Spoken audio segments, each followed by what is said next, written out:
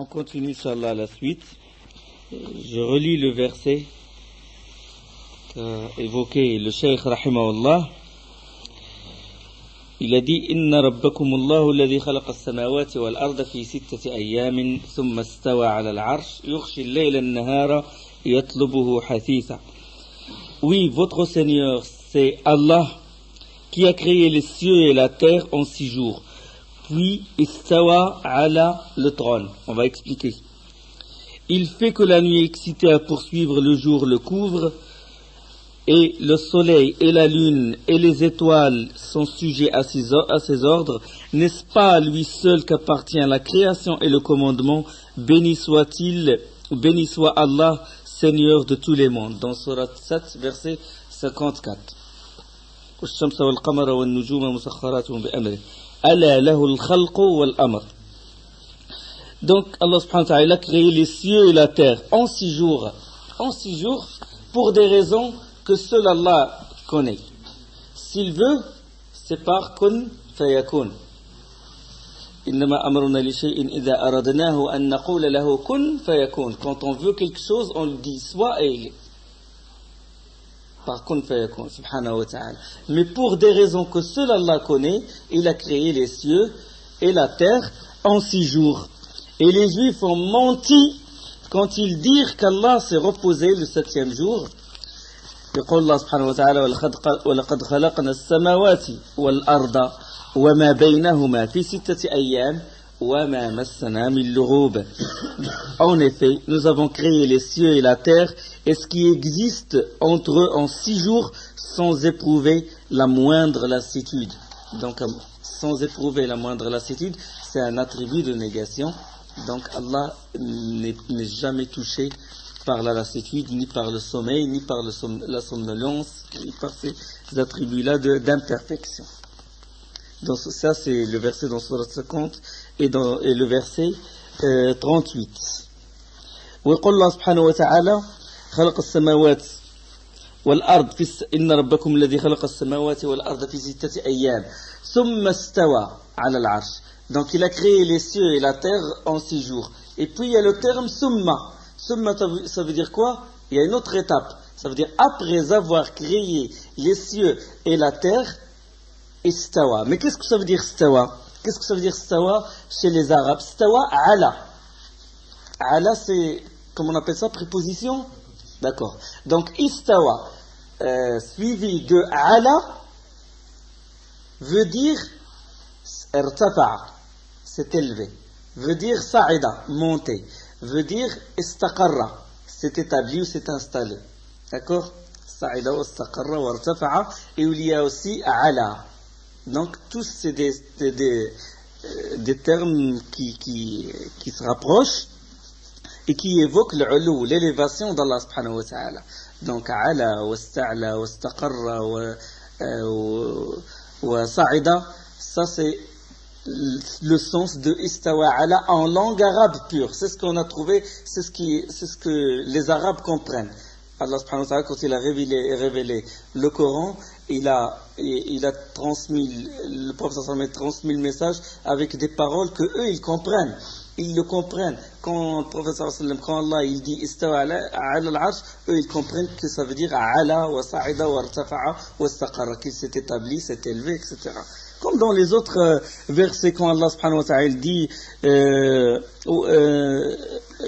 dans quelle sourate déjà? Oui, sur Nuh alayhi salam. فإذ استويت أنت ومن معك على الفلك dans sourate al-Mu'minun. Et lorsque tu seras installé, فإذ استويت أنت ومن معك على الفلك. Il parle à Nuh quand il a construit l'arche. Il a dit, quand tu fais l'istiwa ala l'arche, ça veut dire quoi? Tu t'es installé. Tu t'es installé. Et là, tout le monde est d'accord sur ça. Même les négationnistes, même ceux qui renient qu'Allah est au-dessus du trône, tu lui donnes ce verset-là, les versets sur Nuh alayhi salam, ou dans Surat Zukhruf, quand Allah il dit, وَالْأَنْعَامَ نعم. والذي خلق الأزواج كلها etc. Il a parlé de والأنعام ما تركبون لتستووا على ظهوره. لتستووا على ظهوره. Ça veut dire que vous montez sur les dos des montures, enfin sur vos montures. Donc, istawa ala la monture, ça veut dire c'est installé sur la monture. Istawa ala l'arche, ça veut dire s'installer sur l'arche. Et là, tout le monde est d'accord. Personne ne peut renier, personne ne peut démentir renier ce verset-là ou dire que Nuh ne s'est pas installé sur l'arche. Quelqu'un peut dire non, Nuh ne s'est pas installé sur l'arche. Tout le monde est d'accord. Mais quand il s'agit d'Allah, là, quand les ambiguïtés, ils ramènent la philosophie grecque là. Ils ramènent leur bagage à eux. Subhanallah. Les Arabes connaissent ce sens-là. Ça veut dire s'est élevé, s'est installé, s'est monté ou s'est établi. Comme il veut, subhanahu wa ta'ala. Comment notre règle, on en a déjà parlé. Sans bighayr tahrif, wala ta'til, wala tamthil, wala takyif. D'accord? Sans négation, sans déformation, et sans assimilation, sans demander, sans chercher le comment, ou sans recourir à des comparaisons. D'accord? Donc sans le comment, on ne sait pas. On ne connaît même pas notre âme. Comment il est ton âme? Comment il est l'âme de l'être humain? Il est à l'intérieur de nous, il ne la connaît pas. Et comment on va... Donc Allah subhanahu wa ta'ala, s'il ne nous a pas informé du comment, on dit, nous avons entendu, nous avons jugé que tout ce que tu nous as informé est véridique. Donc, dans la langue arabe, istawa ala, parce que le terme, la préposition ala, c'est elle qui joue un grand rôle, puisque les prépositions ont un grand rôle dans la langue arabe. Il y a une différence entre istawa ila et istawa tout court, parce que si on enlève ala, on dit istawa, ça veut dire égalité. Sawa, égalité. Mais quand on ajoute à istawa la préposition ala, ça ne veut dire que c'est élevé, monté, c'est installé, c'est établi. D'accord? Donc il s'est établi. Quand il s'est établi? Quand il a créé les cieux et la terre. Donc c'est un attribut de quoi? Un attribut de l'essence? Non, c'est un attribut de l'acte. Sifa fi'liya. C'est un acte d'Allah, comme il veut. C'est pas comme la vie, c'est un attribut de l'essence. Allah était toujours vivant. C'est pas comme l'ilm, la connaissance. Allah, il était toujours connaisseur. Une connaissance non précédée par l'ignorance et ne sera jamais touchée par l'oubli. Donc c'est un attribut de l'essence concernant la connaissance. Maintenant, istiwa, c'est un attribut de l'acte.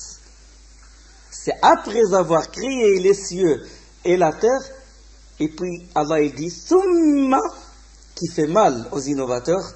Ce summa, rien que ces deux lettres-là, ils font mal. Summa istawa ala al-arsh. Donc après ça, il s'est établi. Donc c'est un axe d'Allah subhanahu wa ta'ala. C'est un axe propre à lui. Il nous a informé de ça. Il a dit voilà, je me suis établi sur mon trône. Comme il veut subhanahu wa ta'ala. On n'a pas à imaginer, on n'a pas à dire le comment, on n'a pas cherché à recourir à des comparaisons. Al-istiwa'u majhoul. Al-istiwa'u ma'loum wal-kayfu majhoul. L'istiwa, il est connu. Le sens de l'istiwa, il est connu. Wal-kayf, le comment, on ne le connaît pas. Allah ne nous a pas informé. Was-su'alu anhu bid'a. Le fait de chercher, de recourir à chercher le comment Allah s'est établi, ça c'est une innovation parce que Allah ne nous a pas informé. Il nous a pas informé comment il s'est établi, subhanahu wa ta'ala. Par miséricorde envers nous. Donc ça c'est l'istiwa. Ceux qui ont dit que istawa ça veut dire dominer, vous êtes d'accord avec moi que il y a istawa, il y a I-S-T, on va le dire en français. I-S-T, A-W et A. D'accord? Eux, au lieu de dire istawa, qu'est-ce qu'ils ont fait? Ils ont rentré le lam. Il y a une anecdote, le lam aussi c'est en français L, on dit aussi L. Ils ont rentré le L, comme ça. Le lam, ils l'ont rentré dans le mot. Istawla. Ils ont dit istawla. Istawa, ça veut dire istawla. façon, il se base sur un vers de poème qu'a chanté un chrétien, un kafir. Ils le prennent comme référence, comme quoi istawa veut dire istawla. Istawla, ça veut dire, je ne sais pas est-ce que derrière le terme dominer, envahir, le fait d'envahir, il est précédé par un combat ou par un... Non? Ça sous-entend ça? En français, ça sous-entend aussi? D'accord. En arabe, c'est clair. Istawla, c'est après un combat. Et il y a une histoire à propos de ça. C'est qu'un imam, il a commencé à expliquer des versets comme ça qui parlent de l'istiwa. Et il a dit Istawla, ça veut dire envoyer. Et il y a un débutant, un compagnard, il ne sait rien du tout. Il lui a dit, d'accord, il a dominé, il a envahi, mais à qui appartenait le trône avant qu'il l'envahisse? C'est normal, c'est la raison. Fitra, à qui appartenait puisqu'il l'a envahi? Et pourquoi exactement le trône? Pourquoi il n'a pas envahi les cieux, la terre et tout? Pourquoi exactement le trône? Ça, quand il tombe dans des ambiguïtés, quand il cherche... Pourquoi? Parce que leur grand-père, Aristote, a donné une définition et ils l'ont extrapolé sur le dogme religieux et ils sont tombés dans ce genre. On ne va pas aller loin dans ce sujet-là. De toute façon, il s'est élevé, subhanahu wa ta'ala, comme il veut, sur son trône. La suite du verset, il s'est élevé sur le trône, il fait que la nuit excite à poursuivre, le jour le couvre, et le soleil et la lune et les étoiles sont sujets à ses ordres. N'est-ce pas à lui seul qu'appartient la création et le commandement? Béni soit-il, ou béni soit Allah, Seigneur de tous les mondes. Donc, Allah nous a évoqué les signes, les signes qui prouvent qu'il est le Seigneur et qu'il est le seul qui doit être adoré.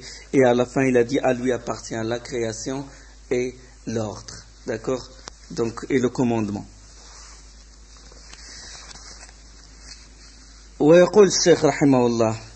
Il dit le Seigneur, Allah, c'est l'adoré.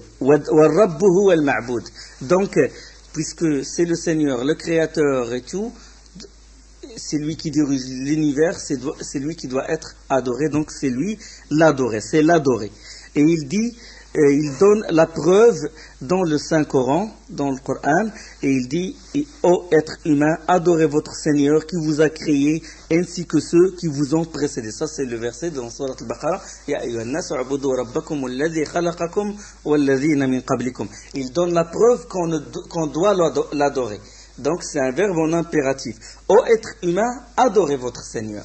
Adorez votre Seigneur qui vous a créé, ainsi que ceux qui vous ont précédé. Peut-être serez-vous pieux. Pour vous, il fit de la terre une couche, et du ciel une structure bien construite. Il fait tomber l'eau du ciel, par elle il fait sortir des fruits pour votre subsistance. Ainsi donc, ne donnez pas des rivaux à Allah maintenant que vous savez. Donc il a dit au début de la sourate, du verset, adorez Allah qui vous a créé, vous ainsi que ceux qui vous ont précédé. Il a fait il a fait la terre pour vous une couche où il a créé la terre pour vous, il a stabilisé pour vous et il a fait du ciel une structure bien construite. Et c'est lui subhanahu wa ta'ala qui fait tomber l'eau du ciel, ça veut dire des nuages, et il fait sortir des fruits, etc. Et il dit subhanahu wa ta'ala après, ne donnez pas des rivaux. فَلَا تَتَّخِذُوا لِلَّهِ فَلَا تَجْعَلُوا لِلَّهِ أَنْدَادًا وَأَنْتُمْ تَعْلَمُونَ. Donc rivaux, égaux, nid, regardez, nid, ça veut dire égal. Et quand on nid, et quand on lève le noun et on met le dad, ça devient dad, contraire. Donc dad, c'est le contraire. Et nid, l'égal, rival. D'accord? Nid, c'est rival. On ne doit pas donner à Allah des rivaux qui doivent l'égaler, soit dans la seigneurie, soit dans la connaissance de l'ghaib, soit dans la législation, l'ordre religieux, soit dans le droit d'être adoré. On ne doit pas invoquer autre que lui, subhanahu wa ta'ala. On ne doit pas lui donner des rivaux. Parce que ça, c'est shirk. La suite, il évoque, qu'est-ce qu'il a évoqué? Donc là, il a évoqué qu'on doit adorer Allah subhanahu wa ta'ala, parce qu'on sait que le premier ordre c'est Tawhid, et puis Tawhid c'est la base, et puis à partir du Tawhid se ramifient les autres prescriptions. Quand Allah subhanahu wa ta'ala il dit وَمَا أُمِرُوا إِلَّا لِيَعْبُدُوا اللَّهَ مُخْلِصِينَ لَهُ الدِّينَ حُنَفَاءَ. Il ne leur a été recommandé que d'adorer Allah, en lui vouant un culte exclusif, en étant sincère dans cette adoration. Hunafa, on a expliqué ce que ça veut dire. Hanif, ça veut dire droit vers l'unicité et écarté du shirk. D'accord? Hunafa. Wa yuqimuna as-salat, et ils accomplissent la salat. Wa yu'tuna az-zakat, ils s'acquittent de la zakat, parce que du tawhid se ramifient les autres prescriptions. Nul n'est en droit d'être adoré, je ne dois pas obéir aux autres tawarit, aux autres rebelles, aux autres idoles. Je ne dois pas les aimer. Je dois m'allier avec les alliés d'Allah. Je dois aimer Allah subhanahu wa ta'ala. Je dois faire la salat. Je dois donner la zakat. Donc c'est des ramifications de tawhid. C'est la base. Daraballahu mathalan kalimatan tayyibah. Allah il a donné comme parabole une bonne parole. Kalimatan tayyibah. Kashajaratin tayyibah. Comme un bel arbre. Asluha thabit. Ils tiennent bien, fermement par terre, il a des racines. وَفَرْعُهَا فِي السَّمَاءِ, et ses branches vont vers le ciel. تُؤْتِي أُكُلَهَا كُلَّ حِينٍ بِإِذْنِ رَبِّهَا, il donne ses fruits chaque fois par la permission de son Seigneur. Donc Tawhid, c'est une parole, c'est dire et agir. Fruits, il a parlé de fruits, parabole. Les fruits du Tawhid. Sinon, le Tawhid ne se réduit pas à la prononciation et à la simple véridicité. Nul n'est en droit d'être adoré. Acte du cœur, l'amour, la crainte, la vénération, la volonté qui pousse à l'acte du corps. Donc, dire et agir. يقول ابن كثير قال ابن كثير الشيخ رحمه الله il a évoqué la parole d'Ibn Kathir. الخالق لهذه الأشياء هو المستحق للعبادة. Ibn Kathir c'est عماد الدين أبو الفداء إسماعيل ابن عمر القرشي الدمشقي. Il est de Damas. الحافظ, c'est un grand savant de hadith aussi. Il est célèbre et le livre d'exégèse de son tafsir, il est très célèbre et il fait partie des élèves de Ibn Taymiyyah rahimahullah, et il est mort en 774, l'année 774 de l'Hégire. Ça c'est Ibn Kathir. Il a dit le créateur de toutes ces choses est le seul digne d'adoration. Donc il a expliqué le verset. Donc ça montre aussi l'implication, l'unicité de Rububiyya, l'unicité Tawhid al-Rububiyya, il implique Tawhid al-Uluhiyya. L'unicité dans la création, dans la gérance, dans la royauté, il implique l'unicité de l'Uluhiyya, ça veut dire l'unicité de l'adoration. Puisque lui, le créateur, puisque lui qui administre tout, puisque lui qui dirige l'univers, puisque lui qui est le roi de l'univers, donc implication, c'est lui qui est en droit d'être adoré. C'est lui que j'adore. D'accord? Donc il y a une implication que le grand exégète Ibn Kathir rahimahullah a montré ici. Et là, il évoque, Cheikh rahimahullah, il évoque A'mal al-Ibada. Il dit, parmi les différentes façons ou manières d'adoration prescrites par Allah, telles que l'islam, l'iman et l'ihsan, il y a entre autres l'invocation dans la prière, la peur, l'espérance, la confiance, l'aspiration, la crainte, la révérence, les autres actes du cœur. Donc il dit, parmi les différentes façons d'adoration prescrites par Allah, il y a l'islam. L'islam, il rentre, parce que l'islam, il rentre dans les actes d'adoration. D'accord?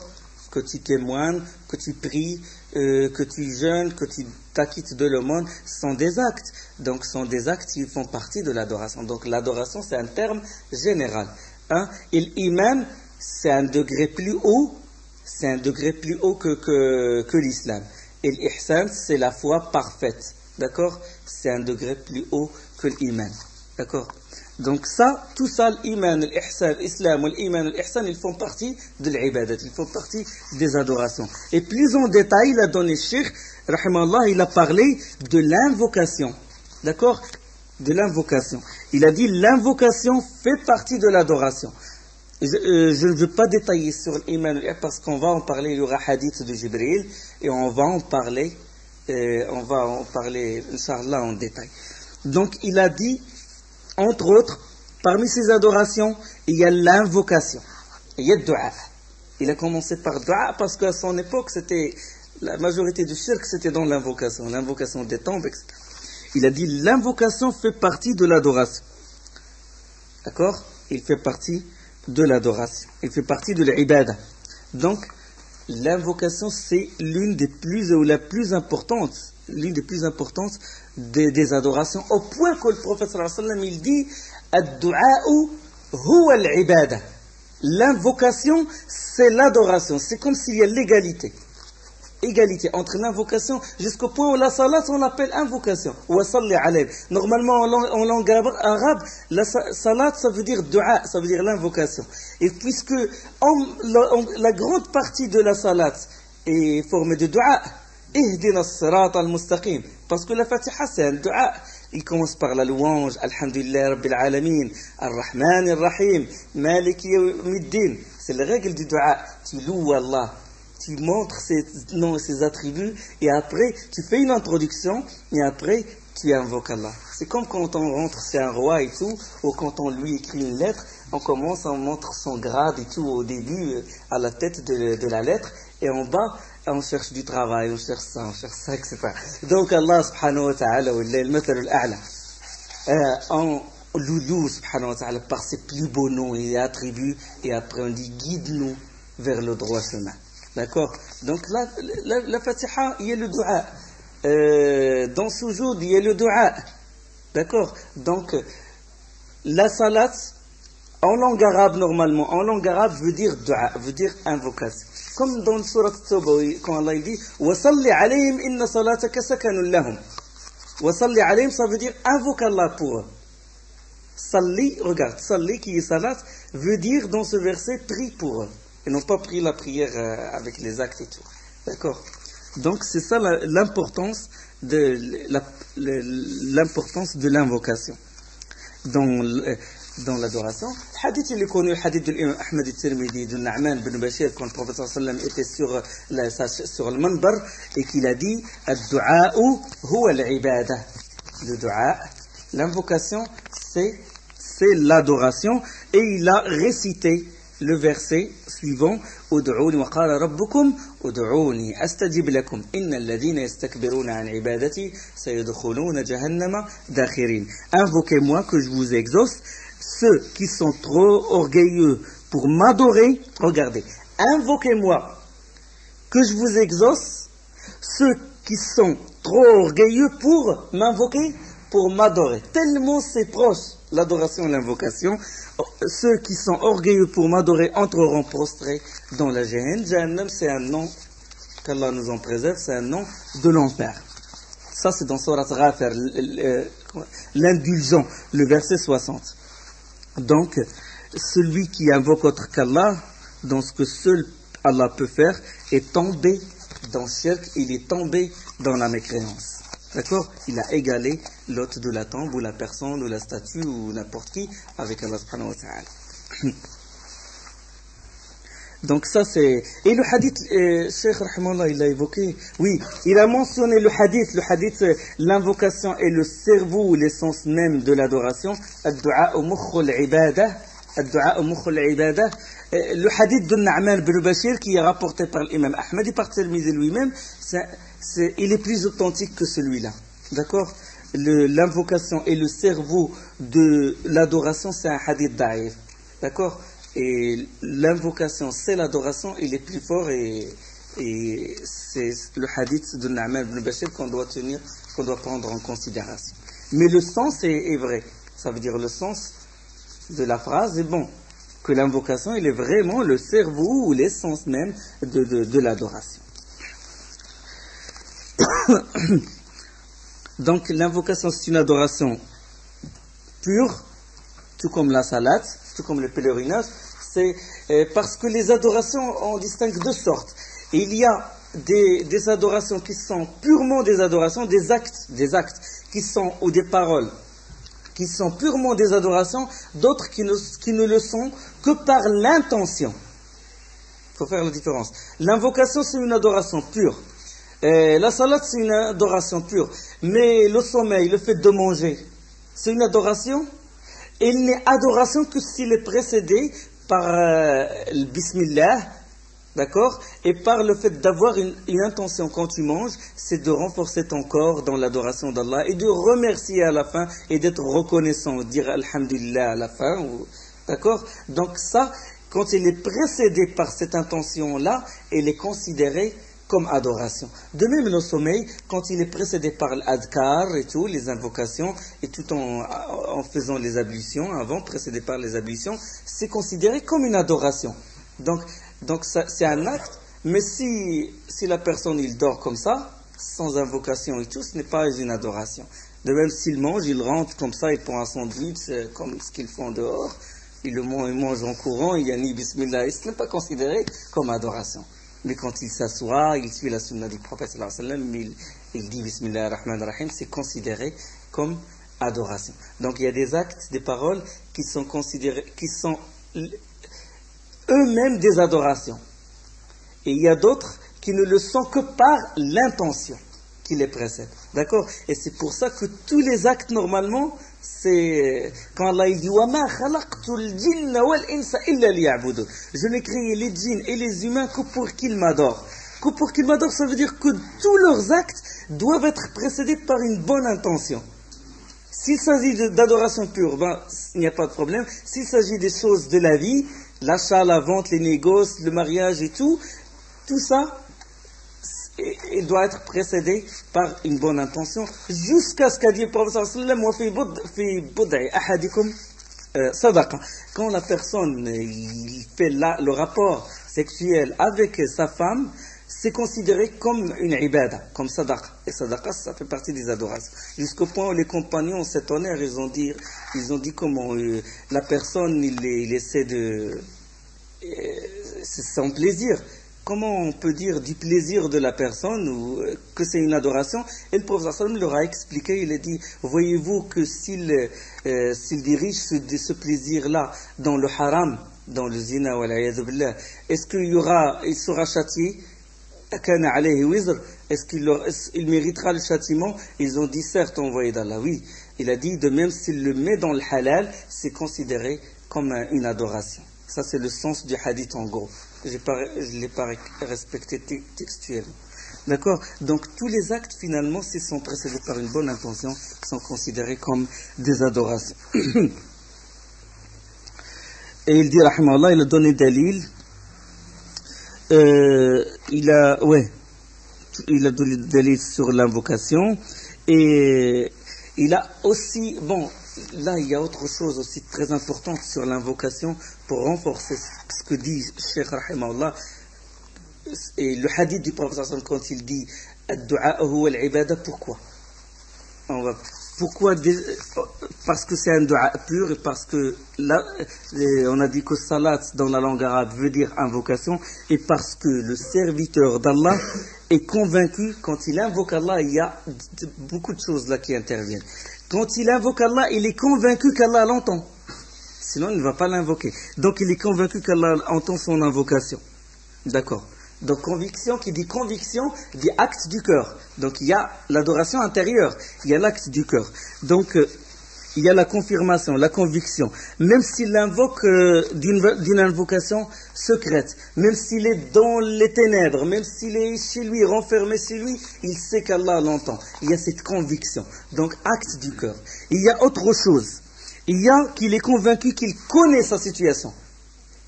Maintenant, Sami', Alim, il entend et il connaît sa situation. Il connaît sa situation.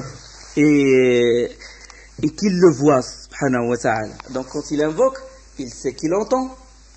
Il est convaincu qu'Allah l'entend. Il est convaincu qu'Allah le voit et qu'il connaît sa situation. Et il y a autre chose, il est convaincu et il est convaincu qu'Allah connaît ce qu'il veut. Donc, il sait ce qu'il y a à l'intérieur de lui. Sans qu'il il détaille son invocation publiquement, ou sans qu'il la prononce. Avant qu'il ne la prononce, il a une conviction qu'Allah sait ce qu'il y a dans son cœur. Il sait ce qu'il veut.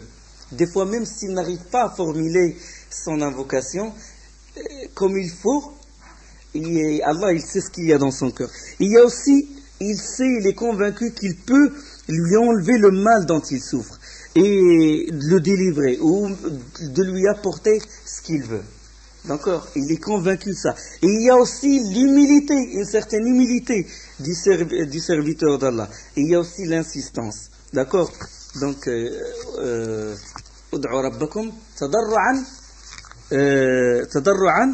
wa khufya. Tadarru'an wa khufya. Invoquez votre Seigneur en toute humilité et en toute discrétion. Donc, il y a tous ces actes du cœur. Et la conviction, la connaissance, il y a cette vénération, et il y a la parole exprimée avec la langue. Donc, c'est pour ça que l'invocation est très importante. Et c'est pour ça qu'Allah est allé jusqu'à dire au prophète sallallahu alayhi wa sallam وَلَا تَدْعُ مِن دُونِ اللَّهِ مَا لَا يَنْفَعُكَ وَلَا يَضُرُّكَ فَإِنْ فَعَلْتَ فَإِنَّكَ إِذًا لَمِنَ الظَّالِمِينَ dans Surat Yunus. Et n'invoque pas en dehors d'Allah ce qui ne peut te profiter ni te nuire. Et si tu le fais, tu seras alors du nombre des injustes. Allah il s'adresse au prophète sallallahu alayhi wa sallam. Donc l'invocation d'autres avec Allah, c'est un acte grave, c'est un acte d'association et de mécréance. Quand il dit, et si tu le fais, tu seras alors du nombre des injustes. Injuste dans ce verset, le terme zalimin, ça veut dire associateur, ça veut dire shirk, comme a dit Luqman dans Surat Luqman, ya bunayya la tushrik billah inna ash-shirka la zulmun azim.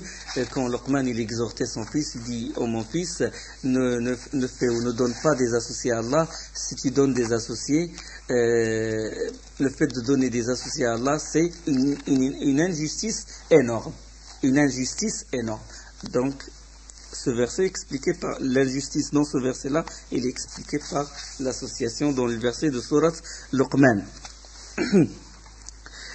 Dans une autre risala, le Cheikh rahimahullah, il a dit que les associateurs de notre époque sont plus graves, sont pires que les associateurs de la première jahiliya, de ceux qui ont vécu avec le prophète sallallahu alayhi wa sallam, ou ceux les mécréants qui ont affronté le prophète sallallahu alayhi wa sallam.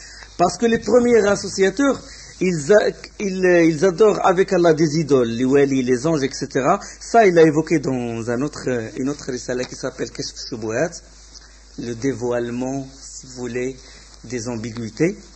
Une autre risala très, très, très intéressante. Il a dit les associateurs de notre époque sont pires. Parce que ceux que le prophète sallallahu alayhi wa sallam a confrontés, ils invoquaient les idoles, ils invoquaient Lat, Wal-Uzza, Hubal, Zil-Khulasa et Manat et les autres temples, quand ils sont dans l'aisance. Mais quand ils sont dans des situations graves, ils s'adressent directement à Allah. Ils invoquent Allah directement et il a donné la preuve. Il a donné beaucoup de preuves dans le Coran. Il dit, subhanahu wa ta'ala, dans Surat 17, 67, il dit, et quand le mal vous touche en mer, ceux que vous invoquez en dehors de lui se perdent. Dans une autre façon de traduire, ceux que hors lui vous invoquez s'égarent, et il ne reste que lui. Et quand il vous sauve et vous ramène à terre, vous vous détournez, l'homme reste très ingrat.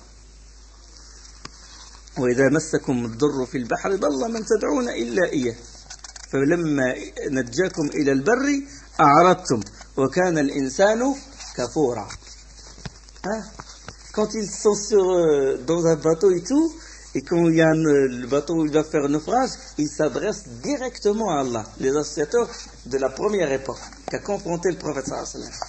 Et quand Allah les ramène à la terre ferme, là ils oublient et ils invoquent les autres divinités. Mais de notre époque, dans les situations critiques, ils invoquent autre qu'Allah. dans une situation critique. Quand il y a eu le tremblement de terre en Égypte, quand il y a eu le tremblement de terre, les maisons, ils s'écroulent. Tu sais où, subhanallah, vous savez où ils sont allés? La tombe de Sitt Zainab, Cheikh al-Badawi. Ils ont couru vers cette tombe-là. Ils tremblent devant cette tombe-là pour qu'il les sauve de ce tremblement de terre. Pire que les associateurs de la première époque. Subhanallah, dans des situations critiques comme ça, ils courent vers leurs idoles. Et ils donnent dalil, ils donnent sur l'invocation. De toute façon, les preuves sont nombreuses. Il dit, rahimahullah, voici l'évidence divine dans le Saint-Coran, et votre Seigneur a dit, invoquez-moi, je vous répondrai. Ceux qui refusent par orgueil de m'adorer entreront bientôt en enfer avec humiliation. C'est le verset qu'on a évoqué. وَقَالَ رَبُّكُمْ ادْعُونِي أَسْتَجِبْ لَكُمْ إِنَّ الَّذِينَ يَسْتَكْبِرُونَ عَنْ عِبَادَتِي سَيَدْخُلُونَ جَهَنَّمَ دَاخِرِينَ. Dans l'autre aussi, ça parlant de dua, parlant de l'invocation. Maintenant, Cheikh Rahimahullah, il commence à évoquer les actes du cœur. Les actes du cœur, et il a la peur, il a évoqué la peur, le khawf, le raja, le khashya, l'inaba, le raghba, le rahba, tous ces actes du cœur. Et on va discuter, Inch'Allah, après, on va parler pourquoi il a évoqué les actes du cœur. Pourquoi il a parlé de la crainte, de la vénération, pourquoi il a dit la peur fait partie de l'ibad, la peur fait partie de l'adoration, la crainte fait partie de l'adoration, la vénération fait partie de l'adoration. On va expliquer pourquoi, pour répondre à les sectes qui l'ont combattu à son époque, pour leur répondre. Et parce certains ont mal compris la peur, ont mal compris la khashya, la crainte, ont mal compris la vénération, ont mal compris l'yaqin, la conviction, la certitude, ont mal compris ces actes du cœur-là. Et aussi pour répondre à d'autres qui ont nié carrément la crainte, l'amour, la vénération, et qui ont réduit la foi à la seule véridicité, au seul tasdiq. D'accord? Donc il répond aux deux extrêmes. Les innovateurs de son époque et qui... Donc ça, il a parlé de ces actes du cœur. Il dit wal khawf min al ibada. Mais avant, est-ce qu'il a parlé d'un autre acte? Avant de parler de la peur, avant de dire wal khawf min al ibada, la peur fait partie de l'adoration. Le premier acte du cœur dont il a parlé, il a dit quoi? Au début de la sira, au début de la risala, il a parlé de l'amour. Il a parlé de l'amour. Il a parlé de l'wala ou al-bara, de l'alliance, de professer la confession de l'wala, l'alliance avec les alliés d'Allah, les aimer, et l'hostilité, exprimer l'hostilité contre les mécréants et les ennemis d'Allah. Donc il a parlé de l'amour. Et il a évoqué le verset لا تجد قوما يؤمنون بالله واليوم الآخر يوادون من حد الله ورسوله. Tu ne trouveras jamais des gens qui croient en Allah le jour du jugement dernier, se lier d'amitié avec ceux qui dénient Allah et son messager. Il a dit au début, celui donc qui obéit au prophète, pratique le monothéisme et croit en un seul et unique Dieu, ne doit jamais se soumettre ni lier amitié avec le prophète. Donc il a commencé par le premier acte du cœur, c'est l'amour. D'accord? Il a commencé par l'amour parce que l'amour, c'est le pilier de Tawhid. Rokn al-uluhiyya, mahabba. L'amour. Ibrahim alayhi salam, Khalil. Et le khulla, c'est le sommet, c'est l'un des hauts degrés de l'amour. Donc il a évoqué l'amour et il a évoqué l'alliance et le désaveu. Il a dit, celui qui obéit à Allah, celui qui pratique le monothéisme ne doit pas se lier d'amitié avec les ennemis d'Allah, avec les dénégateurs et tout. Il a expliqué cet amour-là, il a donné le dalil dans Surat al-Mujadala, que l'amour d'Allah, il exige qu'on s'allie avec lui, qu'on l'aime et qu'on aime ses alliés et les prophètes, et le prophète en prière, le prophète sallallahu alayhi wa sallam, notre prophète, les autres prophètes, les compagnons, d'accord, les compagnons et les autres, les meilleurs qui sont des 3 premiers siècles, etc., etc. Les alliés d'Allah. Donc l'amour, tu aimes les alliés d'Allah et tu haïs et tu détestes et tu exprimes clairement la haine et l'inimité contre les ennemis d'Allah. Donc le wala ou le bara. Donc l'amour, il exige qu'on suive le prophète sallallahu alayhi wa sallam. Qul in kuntum tuhibbuna Allah fattabi'uni yuhibbukum Allah. Si vous aimez vraiment Allah, suivez-moi, Allah vous aimera. Comme Allah il dit dans Surat Al-Imran. Donc il exige qu'on suive la sunna du prophète sallallahu alayhi wa sallam.